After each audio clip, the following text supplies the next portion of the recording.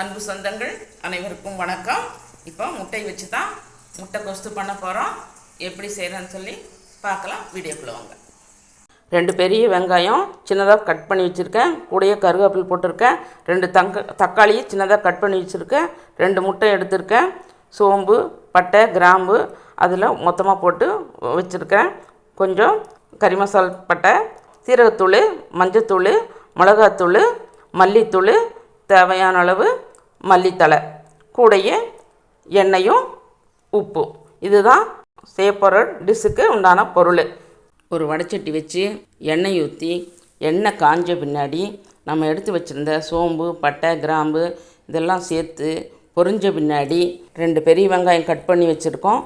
அதையும் போட்டு கருவேப்பிலையும் போட்டு நல்லா வதக்கிட்டு வெங்காயம் ஓரளவுக்கு வெந்த பின்னாடி நம்ம கட் பண்ணி வச்ச 2 தக்காளியும் சேர்த்து நல்லா வதக்கி விட்டுட்டு மஞ்சத்தூள், மிளகாத்தூள், மல்லித்தூள், சீரகத்தூள், கறி மசால் தூள், கொஞ்சம் தேவையான அளவு உப்பையும் போட்டு நல்லா பெரட்டி விட்டுட்டு 1/2 டம்ளர் தண்ணி ஊற்றி ஒரு 2-3 நிமிஷத்துக்கு மூடி வச்சிடலாம். அந்த தண்ணியில் வெங்காயம் தக்காளியெல்லாம் நல்லா வதங்கட்டும்.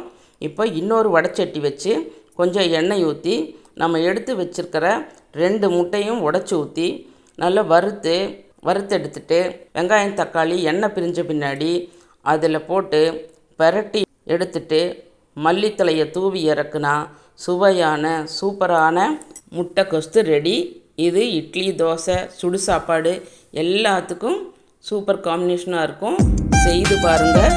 செய்து பார்த்துட்டு எப்படி வந்ததுன்னு கமெண்ட் பண்ணுங்கள், லைக் பண்ணுங்கள், ஷேர் பண்ணுங்கள். மறக்காமல் சப்ஸ்கிரைப் பண்ணுங்கள். வாழ்க வளத்துடன் நலத்துடன்.